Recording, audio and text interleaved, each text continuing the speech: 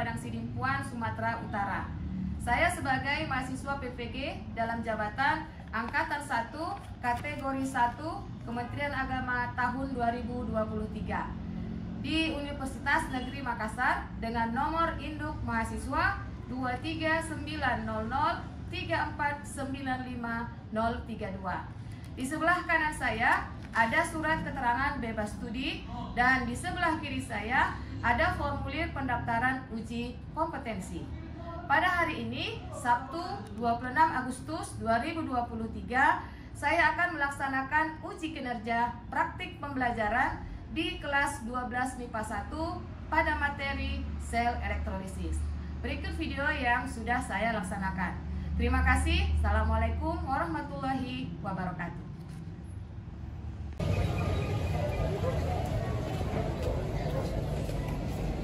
Assalamualaikum warahmatullahi wabarakatuh. Waalaikumsalam warahmatullahi wabarakatuh. Apa kabarnya hari ini Anda? Alhamdulillah luar biasa.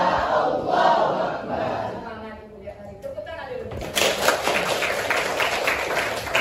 Baik Anda, hari ini kita akan memulai pembelajaran kita. Tetapi sebelum kita mulai, saya mintakan dulu kepada Ananda Rudi untuk memimpin doa. Silakan Rudi. Sebelum kita belajar pada hari ini, ada baiknya kita berdoa bersama-sama. Doa dimulai. Bismillahirrahmanirrahim.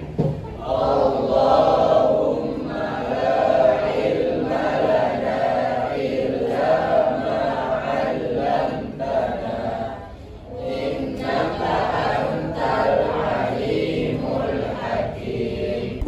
Allahumma ja'alna minal amilin al-amilin waj'alna minal amilin as-salihin waj'alna minas salihin al-mukhlisin. Alhamdulillahi rabbil alamin. Dalam menerima pelajaran pada hari ini ya. Kemudian saya cek dulu kehadirannya ya. Ada yang tidak hadir? Siapa yang tidak hadir? Oh Irham ya, Irham. Kenapa Irham? Izin. Kenapa? Ada urusan keluarga. Ya, mudah-mudahan di pertemuan selanjutnya Irham bisa hadir ya. Kalau ada sampah, tolong dulu ya nak. Ada sampahnya? Tidak ada? Baik Ananda, sebelum belajar juga coba dicek dulu pakaiannya yang belum rapi ya. Supaya lebih rapi, kalau rapi kan kita enak belajarnya ya. Oke, sudah rapi, sudah cantik-cantik, sudah ganteng-ganteng ya. Baik Ananda, hari ini kita akan belajar tentang sel elektrolisis ya. Sel elektrolisis ini adalah bagian dari sel elektrokimia ya. Karena sebelumnya kita sudah pelajari sel elektrokimia yang ada dua. Yang pertama adalah sel volta, yang kedua adalah sel elektrolisis. Baik. Nah, untuk sel volta ini kira-kira Ananda tahu apa? Maksudnya elektrodanya bagaimana? Elektrodanya ada dua, yaitu ada katoda, ada anoda. Ya. Di katoda itu bermuatan apa? Bermuatan positif. Anodanya bermuatan negatif. Jadi prinsip ini sudah ingat ya? Oke, kalau sudah ingat prinsip sel volta, maka nanti akan lebih mudah mengingat untuk prinsip pada sel elektrolisis. Sel elektrolisis ini ya tidak jauh dari kehidupan kita sehari-hari sebenarnya ya. Nah, beberapa contoh untuk aplikasi sel elektrolisis ini yang pertama adalah pada penyembuhan logam ya. Nah, kemudian juga dalam produksi aluminium, kemudian ada juga pada produksi natrium dan ada kaitannya dengan perkaratan ya. Apa itu perkaratan? Kamu ingat pasti ada karat gitu ya. Baik. Nanda, tujuan yaitu menjelaskan susunan sel elektrolisis ya, beserta fungsi setiap bagiannya. Kemudian yang kedua adalah menggambarkan susunan sel elektrolisis beserta fungsi setiap bagiannya. Selanjutnya yang ketiga yaitu mampu menuliskan reaksi yang terjadi di anoda dan katoda pada larutan dengan elektroda aktif atau elektroda inert. Dan yang keempat yaitu mampu menuliskan reaksi yang terjadi di anoda dan katoda pada cairan dengan elektroda aktif atau elektroda inert. Ya, hari ini model pembelajaran yang akan kita lakukan adalah PBL ya. Apa itu PBL? Problem Based Learning. Maka akan ada 5 tahap yang akan kita lakukan hari ini. Dari yang pertama sampai dengan yang kelima, mulai dari orientasi masalah, orientasi sampai dengan menganalisis. Untuk pretestnya, silakan dibuka grup WA-nya. Ini akan saya berikan linknya.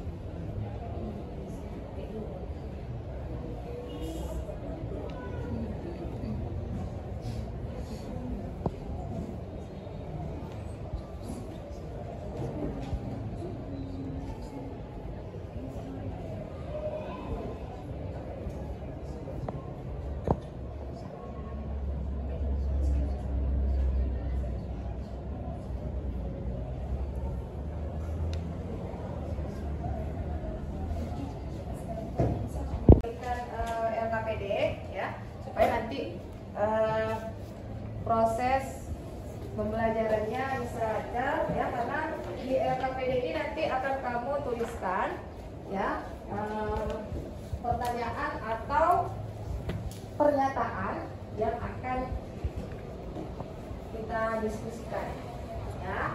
Baik. Nah, ada beberapa bagian ya.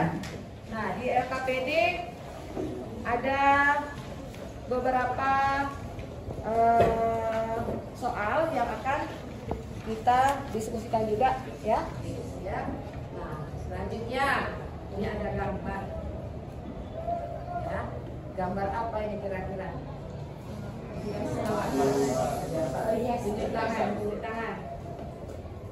Gambar apa? Ya, kira-kira perhiasan asli dan imitasi. ya, ada gambar perhiasan asli dan imitasi. Oke.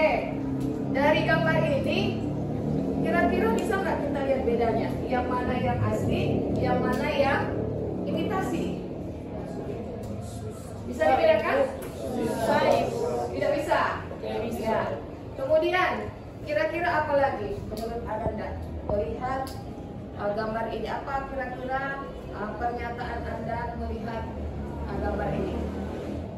Ya, Mbak Sila, silakan. Setahu saya Bu, yang emas imitasi itu proses pembuatannya melalui proses penyepuhan. Iya, kalau yang imitasi itu yang disepuh gitu ya. Oke, bagus sekali Mbak Sila. Yang lain? Ya, nanti. Proses penyepuhan itu bagaimana sih Bu? Iya, bagaimana proses penyepuhan? Baik, terima kasih sudah menyatakan pendapatnya dan pertanyaannya ya. Kemudian Ananda, kalau kita lihat tadi dari gambar yang pertama, ini juga ada gambar selanjutnya. Gambar apa ini? Ya, gambar anak makan yang cantik. Gambar anak makan yang cantik. Mas-masnya. Ya, ada seperti dilapisi emas ya. Kalau kita sehari-hari hanya sendok ya. Biasa. Oke, kemudian apa lagi? Ada kaitannya dengan perhiasan tadi? Ada. Apa kira-kira kaitannya? Lapisan. Seperti di lapis ya, seperti yang di sepuh, ya kan? Nah, berarti kita pembelajarannya hari ini ada kaitannya dengan penyepuhan. Berarti penyepuhan itu adalah elektrolisis. Baik anak-anak, tadi sudah ada beberapa pernyataan dan pertanyaan ya terkait gambar perhiasan dan sendok. Maka nanti akan kamu tuliskan di LKPD jika sudah membentuk kelompok ya. Nah sekarang kita bagi kelompok sesuai anggota-anggota yang sudah kita bagi semalam ya. Nah kelompok 1 di mana? Kelompok 1 di sebelah kiri saya, kelompok 2 di depan, kelompok 3 di belakang, dan kelompok 4 di sebelah kanan saya. Oke, silakan tulis kelompoknya. Jangan lupa dibawa semua bahan ajar dan LKPD-nya. Nah, sekarang Anda sudah ada di kelompok masing-masing. Tadi di awal kita sudah ada beberapa pertanyaan ataupun pernyataan dari teman-temannya ya. Nah, silakan dituliskan di LKPD. Selanjutnya didiskusikan ya. Kira-kira apa solusinya ya. Nah silakan berdiskusi masing-masing aktif ya memberikan jawaban ataupun pendapatnya untuk menyelesaikan masalah yang sudah disampaikan tadi di awal ya. Nah jadi kalian yang aktif itu ada penilaiannya nah ya. Siapa yang tidak aktif ya akan berbeda nilainya dengan yang lebih aktif ya. Maka harus tetap memberikan pendapatnya masing-masing ya. Silakan Anda diskusi. Anda kan bawa HP kan? Ya. Jadi boleh dimanfaatkan HP-nya untuk mencari informasi dan juga boleh dibuka bahan ajar yang Ibu bagikan kemarin ya. Nah, jadi link yang dibuka link yang sesuai dengan materi kita hari ini ya mengenai sel elektrolisis ya. Nah, silakan didiskusikan. Kalau ada pendapatnya disampaikan kepada temannya. Jadi Ibu akan tetap menilai kamu dalam masing-masing kelompok ya. Silakan Nak.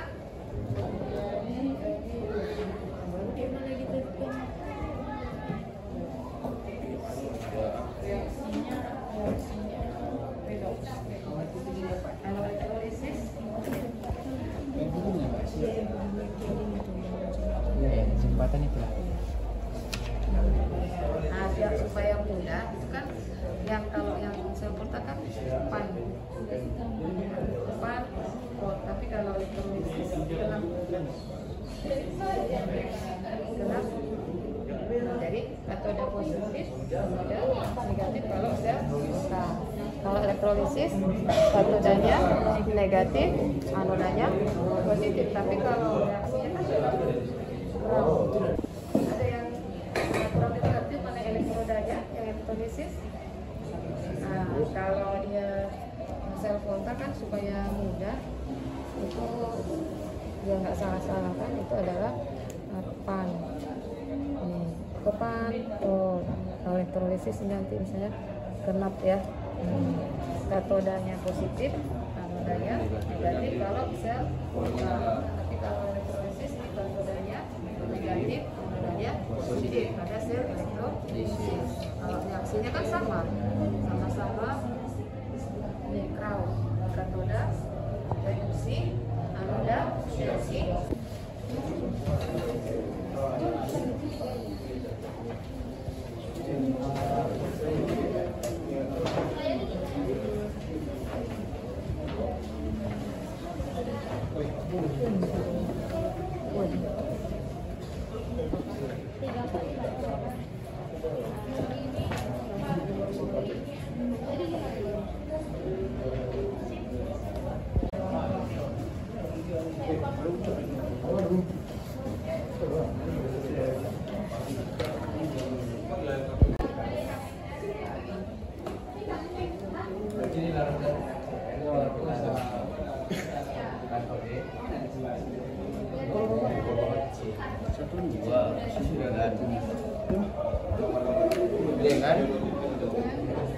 Katode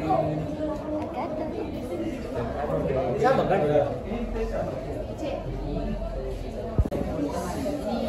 Ya, kalau katodanya positif ya.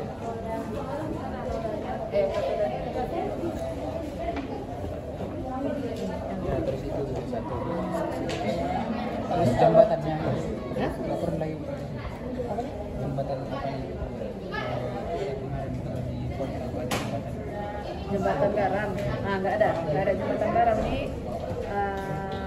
elektrolisis, karena kan kalau yang fotovoltaik itu kan nggak. Baik Ananda, tadi sudah selesai diperhatikan, hasil diskusinya sudah dibuatkan di dalam karton manilanya, maka waktunya untuk maju menyajikan hasil diskusi. Nah, ini saya mintakan kelompok 2 dulu untuk maju. Silakan kelompok 2. Ya, silakan Kak.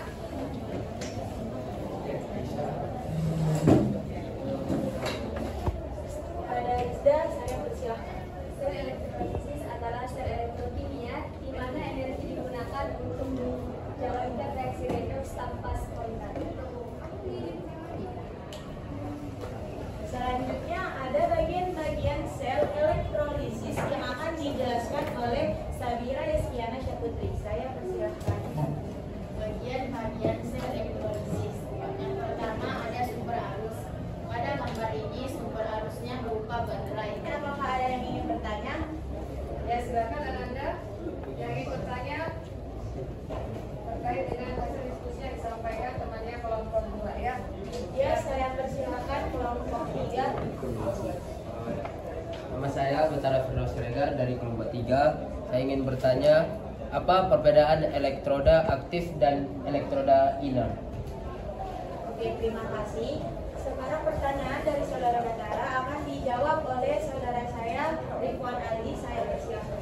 Baik, saya akan menjawab pertanyaan saudara Batara. Pertanyaan adalah, apa perbedaan elektroda aktif dan elektroda inert? Jadi, elektroda aktif berpartisipasi dalam reaksi kimia, sedangkan elektroda inert tidak ikut serta atau mengganggu reaksi kimia. Baik, saya akan menyambung pernyataan yang disampaikan oleh saudara Aldi. Adapun contoh-contoh yang telah disampaikan, pertama elektroda aktif ialah platina, karbon, emas.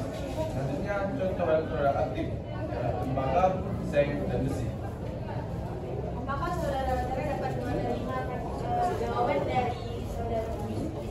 Dapat diterima, terima kasih jawabannya.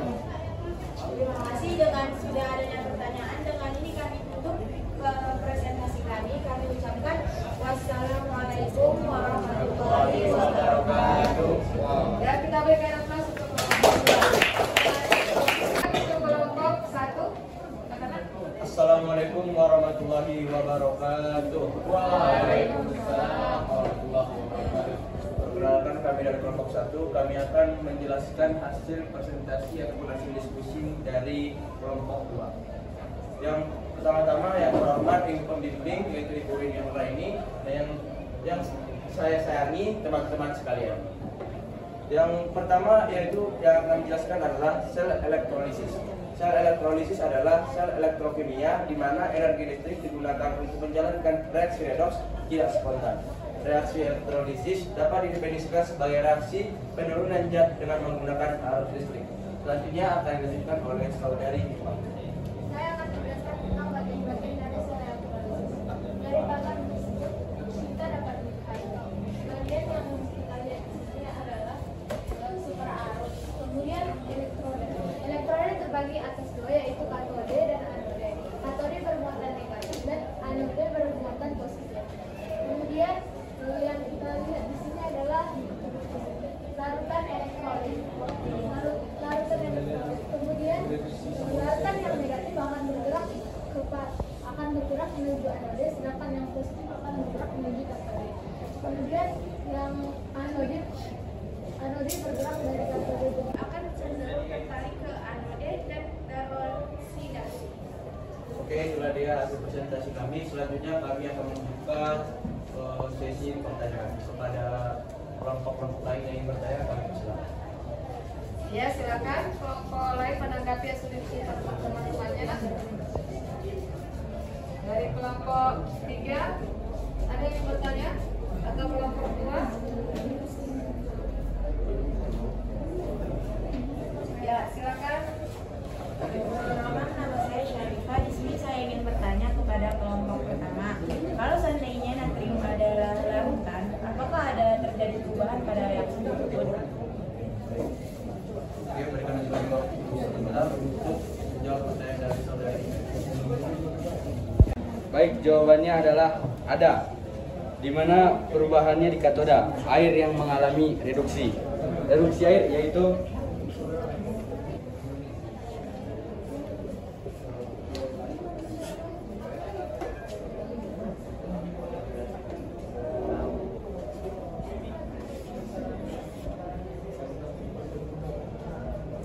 reaksi air yaitu 2H2O tambah 2 elektron min.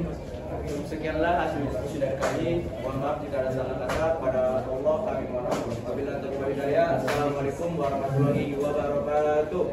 Ya, kita berikan plus untuk kelompok 1 ya. Silakan ya. Kelompok 3. Sel elektrolisis. Yang pertama ialah pengertian sel elektrolisis yang akan dijelaskan oleh saudari Nurul Hidayah. Kalau di sini saya akan menjelaskan pengertian sel elektrolisis. Sel elektrolisis adalah sel elektrokimia di mana energi listrik digunakan untuk menjalankan reaksi-reaksi tidak spontan. Di sini saya akan menjelaskan tentang reaksi elektrolisis. Secara umum, elektrolisis galian ionik melibatkan reaksi redoks yang lebih sederhana. Hal ini dikarenakan tanpa adanya air, kation akan direduksi di katode dan anion akan dioksidasi di anoda. Tanya. Oke, dari kelompok 4. Saya Syifa Azahra dari kelompok 4 ingin bertanya, apa perbedaan sisa asam oksi dan non-oksi? Oke, terima kasih dari kelompok 4 atas pertanyaannya dan akan dijawab oleh saudari Nadine. Jadi perbedaannya adalah pada sisa asam oksi akan mengandung oksigen, yaitu contohnya SO4-2-, NO3- dan PO4-3-. Kemudian untuk sisa asam non oksi yang tidak mengandung oksigen, contohnya Cl-, Pr- dan U. Kesimpulan, elektrolisis bersifat aplikatif dan fungsional sehingga banyak digunakan dalam kehidupan sehari-hari dan baik dalam laboratorium hingga skala besar seperti industri. Contohnya adalah pelapisan kromium pada knalpot dan bumper mobil atau motor, dan tujuan agar mengkilap, pemurnian logam tembaga, proses daun dalam produksi natrium, dan lain-lain.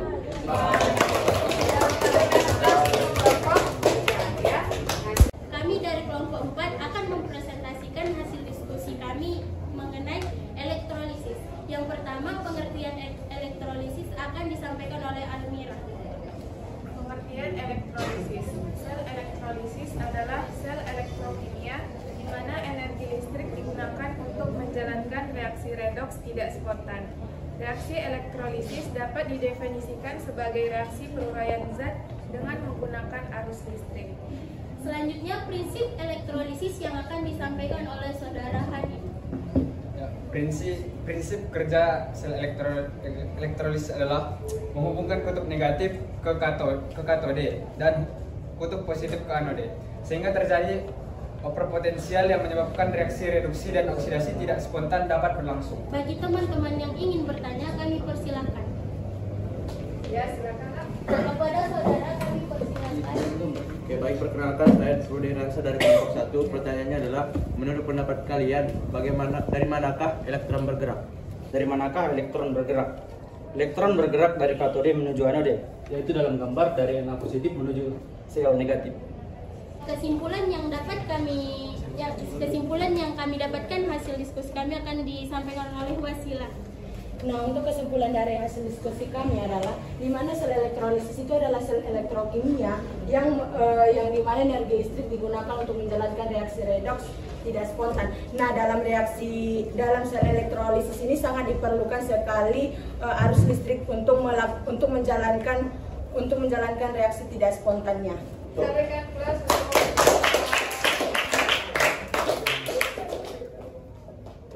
Baik, Ananda tadi sudah maju ke 4 kelompok ya, sudah menyajikan hasil diskusinya masing-masing. Barangkali ada tadi yang perlu saya luruskan dan saya tekankan dari masing-masing kelompok, ada yang kelupaan karena kita di awal tadi menyinggung penyepuhan ya.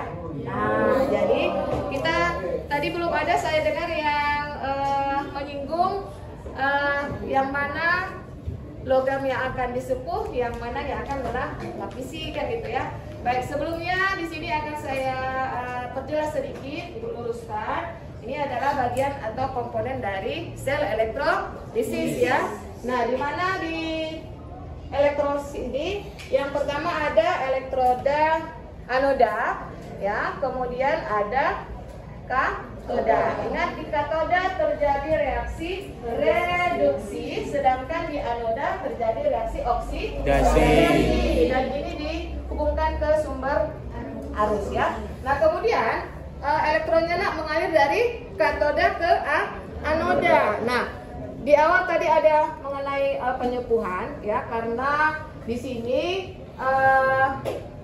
katodanya ini adalah bermuatan apa kalau elektrolis tadi?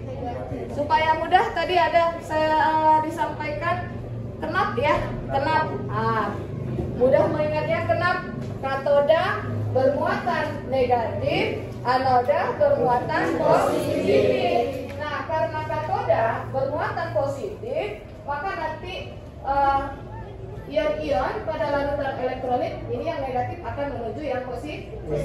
Nah, sehingga pada sel elektrolisis atau penyepuhan itu logam yang akan dilapisi kita letakkan di katoda. Sedangkan misalnya kan besi nih, besi mau kita lapisi dengan emas, maka besinya diletakkan di katoda, emasnya diletakkan di anoda ya. Nah, supaya nggak bingung berarti nanti karena anoda itu oksidasi ya. Anoda reaksi apa tadi? Oksidasi. Oksidasi melepas elektron. Otomatis kan nanti logamnya berkurang. Nah, disitulah diletakkan logam yang paling bagus tadi atau logam yang melapisi ya. Baiklah, kita perhatikan dulu ketentuan-ketentuan di katoda dan anoda ya. Ingat, kalau katoda reduksi, anoda oksidasi. Biar mudah ya aja krao. Ya, apa? Krao. Katoda reduksi, anoda oksidasi ya. Oksidasi melepas elektron, reduksi menangkap elektron. Yang pertama ketentuannya, apabila di katoda, kita lihat dulu jenis logamnya. Ada logam aktif ya. Logam aktifnya itu maksudnya Bu yang seperti apa? Yaitu masuk golongan 1A, 2A, ditambah dengan Al dan Nn. Masih ingat apa saja termasuk golongan 1A? Litium, natrium, kalium ya. Nah, elektronnya kan satu karena golongan 1A. Golongan 2A berilium, magnesium, beri mangga campur sirup banyak rasa. Oke. Nah, jadi harus nggak kita perhatikan ya wujudnya larutan atau lelehan. Bisa bedakan lelehan dengan larutan apa bedanya? Nah, larutan ada air ya. Sedangkan lelehan logam murni tidak ada air. Tentu ada campuran airnya. Jadi jika wujudnya larutan, maka air yang mengalami reduksi. Ingat tadi katoda reduksi ya. Nah, tapi kalau bukan termasuk logam aktif ini, langsung saja logamnya nanti yang mengalami reduksi. Contoh Cu atau Fe kan tidak termasuk golongan 1A atau 2A. Oke. Selanjutnya ketentuan di anion. Nah, di anoda ini ya, yang kita perhatikan terlebih dahulu adalah elektrodanya. Nah, elektrodanya aktif atau inert. Inert ini artinya tidak dapat bereaksi. Ya, tidak inert artinya aktif ya. Nah, dia mengalami oksidasi. Yang inert hanya ada 3. PT, AU, C. PT platina, AU itu emas, dan C adalah karbon. Selebihnya adalah aktif. Tapi kalau inert maka anionnya yang mengalami oksidasi. Jadi sini ada persaingan. Ya, ada persaingan ya.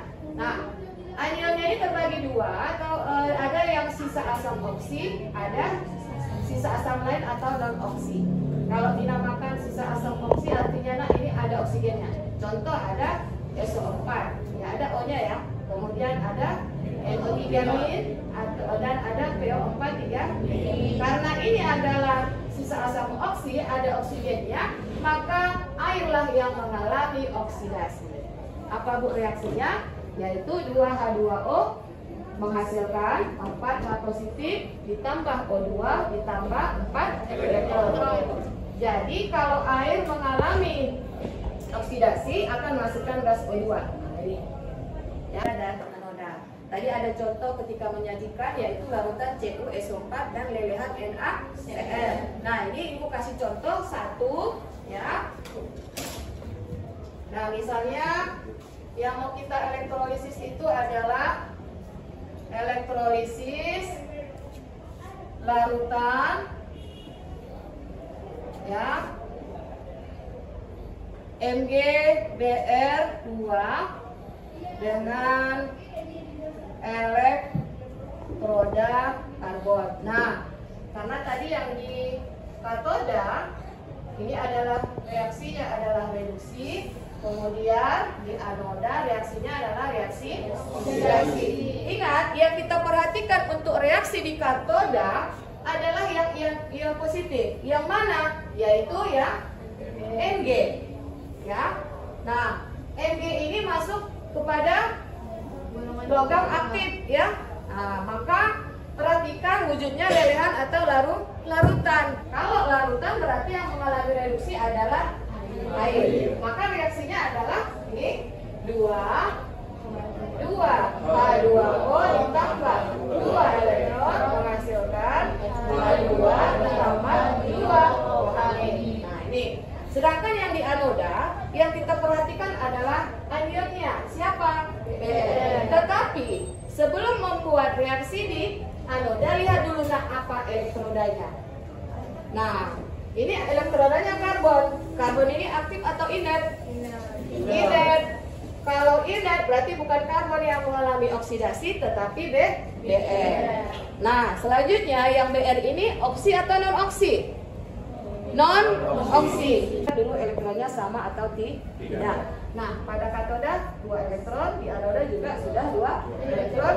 Maka kita jumlahkan sub hasilnya menjadi 2H2O ditambah 2 Br menghasilkan H2 ditambah 2 OH- tambah Br2. Jadi kalau ada pertanyaan di katoda gas apa yang dihasilkan? Ada gas H2. Di anoda gas apa? Ada gas Br2. Seperti itu. Ya, bisa dipahami ya anak-anak. Nah, baik Ananda, tadi sudah saya jelaskan sebagai tambahan ya. Ada barangkali tadi yang masih keliru ya, maka sudah saya jelaskan, mudah-mudahan sudah lebih mengerti ya. Nah, sekarang saya harapkan Ananda melakukan refleksi atau memberikan pendapatnya apa yang dirasakan hari ini ya. Silakan Sarifah. Ya, yang saya rasakan itu adalah belajarnya menyenangkan karena tidak membosankan. Biasanya kan belajar tuh monoton, hanya guru yang ngomong. Sedangkan sekarang dengan guru ini kami belajar menggunakan sistem diskusi dan mendapatkan hasil seperti ini. Baik Ananda, tadi dari 4 kelompok yang maju ya, semuanya sangat aktif ya, terima kasih. Dan kelompok yang paling aktif tadi yaitu kelompok 2, perkulangan untuk kelompok 2. Ya, kelompok 2 nanti akan dapat hadiah ya dari saya. Oke, nah untuk mengakhiri pembelajaran kita tetap harus ada post test karena di awal juga sudah ada pretest, maka kita lanjutkan dengan post test ya. Silakan dibuka grup WA-nya, Ibu share kembali link post testnya ya.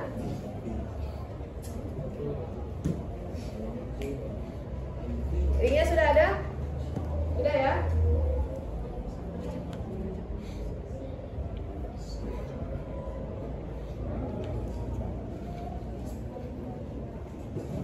Waktunya 5 menit.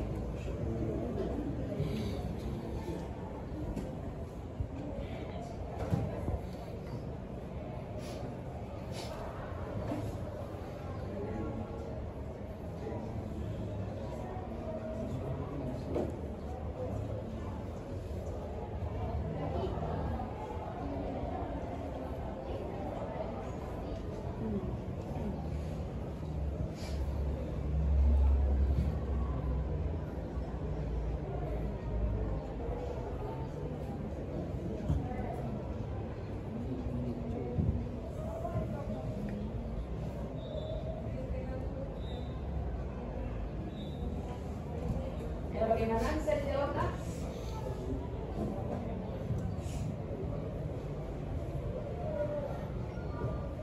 Yang selesai boleh dikirim, ya.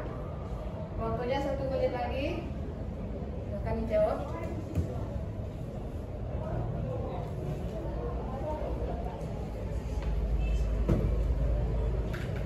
Nah, baik Ananda, pembelajaran kita pada hari ini sudah selesai, tetapi saya tetap mengingatkan ya, untuk pertemuan selanjutnya masih ada lanjutan materi kita, yaitu mengenai hukum Faraday. Silakan dibaca-baca dulu ya.